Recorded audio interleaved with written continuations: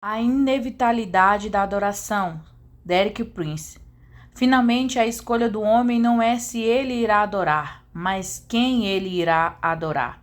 O assunto ficou bem claro nas palavras que Deus falou a Israel no Monte Sinai, palavras a que nos referimos como os 10 mandamentos. Aqui está o que Deus disse a Israel naquela ocasião. E Deus falou todas essas palavras. Eu sou o Senhor, teu Deus, que te tirou do Egito, da terra de escravidão. Não terás outro deuses além de mim. Não farás para ti nenhum ídolo, nenhuma imagem de qualquer coisa do céu, na terra ou nas águas debaixo da terra.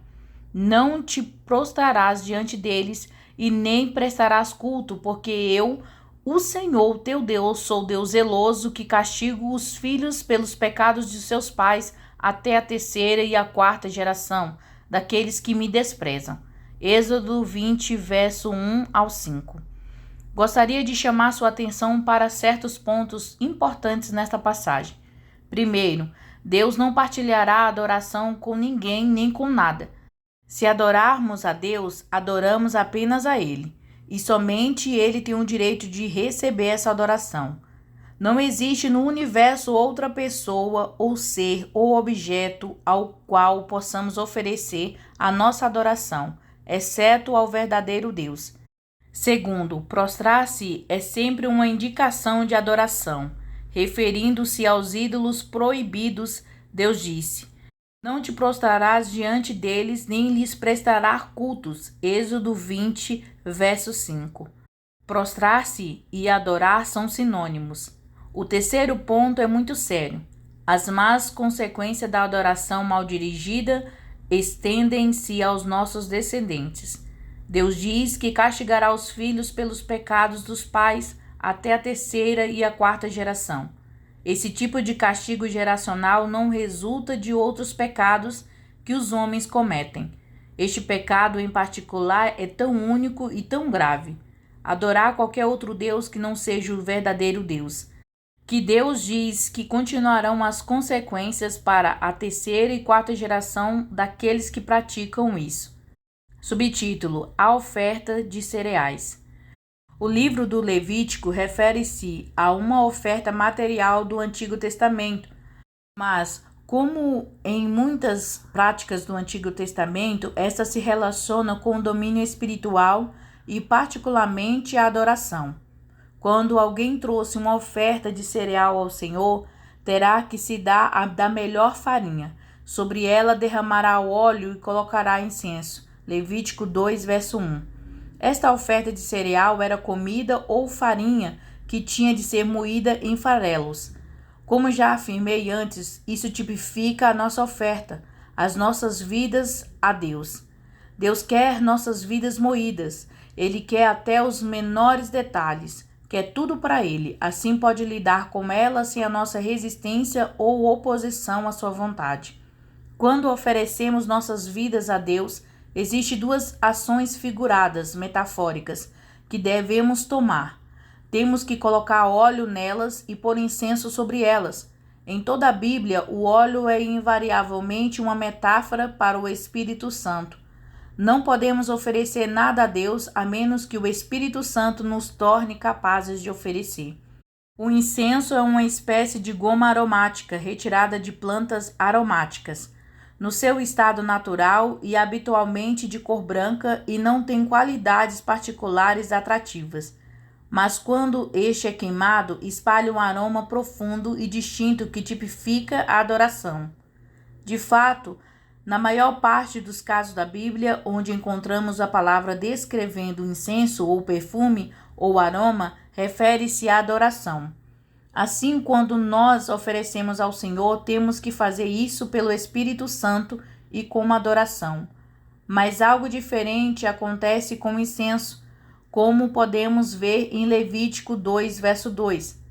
E a levará os descendentes de Abraão, os sacerdotes, um deles apanhará um punhado da melhor farinha com óleo e com todo o incenso e os queimará no altar como porção memorial. É oferta preparada no fogo de aroma agradável ao Senhor. Um sacerdote deve fazer a oferta. Ele pega um punhado da flor de farinha e o azeite e lança-os no fogo da oferta. Mas isto é muito importante, ele inclui o incenso todo. A adoração, o incenso, vai unicamente para o Senhor. É um pecado adorar ou oferecer incenso a alguém que não seja ao Senhor. Creio que isso é uma lição que muitos cristãos de elevado perfil precisam aprender. Em épocas recentes, temos visto muitas pessoas de destaque bem conhecida desmoronarem-se em desastres e desgraça. Acho que uma das razões para isso é que eles algumas vezes permitiram aos seus seguidores tomarem um pouco de incenso e dá-lo ao pregador. Como pregador, nunca aceito incenso. Frequentemente as pessoas aproximam-se de mim com palavras agradáveis, pelo qual fico agradecido, mas a adoração vai somente para uma pessoa, e essa é Deus. Lembre-se, qualquer um que adoremos torna-se o nosso Deus. Se adoramos o pregador, nós o tornamos nosso Deus. E isso é algo terrível de fazer. Subtítulo: Adoração e Serviço. Em muitas passagens bíblicas relacionadas à adoração, você observará que a adoração conduz inevitavelmente ao serviço. Em última análise, seja o que for que adoramos, iremos servi-lo. Isto está bem claro no diálogo entre Jesus e Satanás, quando Jesus foi tentado a prostrar-se e adorá-lo. Das 3 tentações no deserto, essa foi a tentação final. Depois o diabo o levou a um monte muito alto e mostrou-lhe todos os reinos do mundo e o seu esplendor, e disse-lhe: Tudo isso te darei se prostrarem e me adorares. Jesus disse: Retira-se, Satanás, pois está escrito: Adore o Senhor, seu Deus, e só a ele preste culto. Observe na ordem e na ligação. Primeiro adora e depois serve.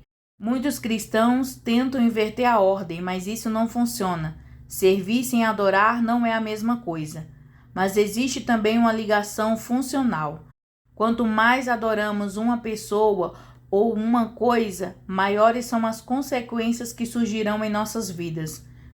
Primeiro, maiores se tornam os nossos compromissos com a pessoa ou a coisa. E segundo, assumiremos cada vez mais da identidade dessa pessoa ou coisa. A adoração conduz inevitavelmente ao compromisso e identificação. Por isso, adorar é a decisão final e nenhum de nós pode escapar disso.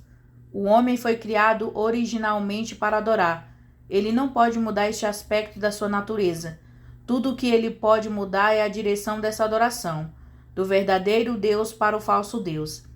Deixe-me dar alguns exemplos de falsos deuses que os homens normalmente adoram. Primeiro, são os ídolos atuais. Por todo o mundo, em todas as culturas, ídolos de madeira e pedra são adorados. O termo comum que usamos para isto é idolatria.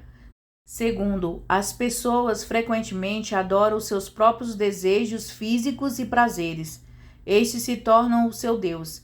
O nome usado para adorar o prazer é hedonismo. Terceiro, são o dinheiro e os bens materiais. Milhões de pessoas em todo o mundo fizeram o dinheiro o seu Deus.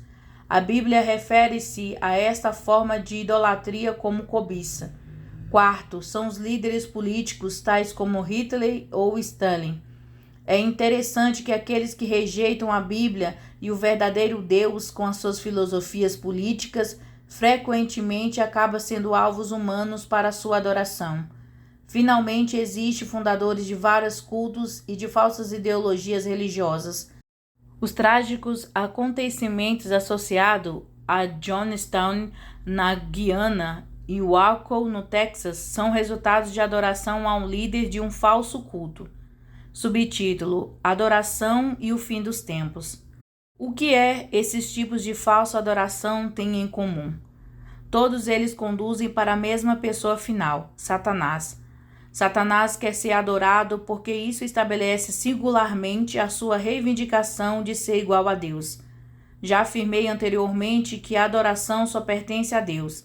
Assim, quando Satanás é adorado, isso reafirma a sua reivindicação de igualdade com Deus.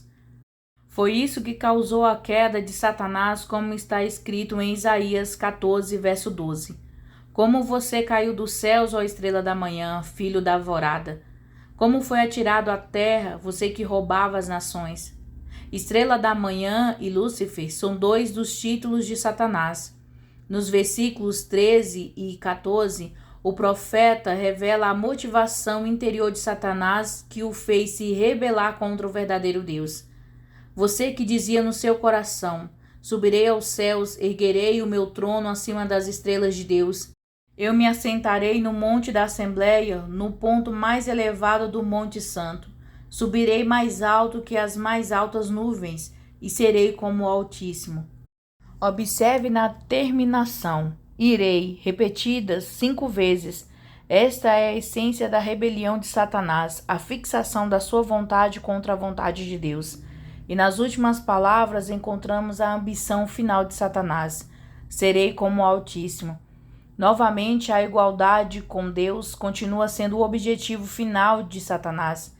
E uma maneira de ele reivindicar isso é sendo adorado, porque quando isso é feito, em certo sentido, ele é identificado como um Deus. De acordo com as Escrituras, existirá um breve período de tempo em que Satanás quase alcançará essa ambição na terra. Vi uma besta que saía do mar. Tinha 10 chifres e 7 cabeças com 10 coroas, uma sobre cada chifre e em cada cabeça um nome de blasfêmia. A besta que vi era semelhante a um leopardo, mas tinha pés como os de urso e boca como a de um leão. O dragão deu à besta o seu poder e seu trono e grande autoridade. Apocalipse 13, verso 1 e 2. Um estudo completo desta passagem revela que a besta é um governante humano, mas o dragão é o próprio Satanás. Adorarão o dragão que tinha dado autoridade à besta e também adorarão a besta dizendo: quem é como a besta? Quem pode guerrear contra ela? Apocalipse 13, verso 4. A história humana está caminhando nessa direção na sua rebelião contra Deus. Satanás move-se e age por toda a terra sobre as nações e líderes políticos com o principal objetivo de ganhar a adoração deles. Eventualmente, ele encontra um líder político a quem pode dar tanto poder que esse líder acaba sendo adorado pela humanidade. E por intermédio dele, Satanás também é adorado. Por causa disso, nós realmente precisamos ser claros como cristal nessa questão. A quem eu adoro? Quem é o meu Deus? Jesus nos respondeu essa questão com a única resposta correta. Jesus lhe disse: retire-se, Satanás, pois está escrito: adore o Senhor seu Deus e só a ele preste culto. Mateus 4, verso 10. Você está disposto a dizer isso? Eu adorarei o Senhor e apenas a ele servirei? Esta é a decisão mais importante que você pode fazer. Ela determinará o seu destino eterno.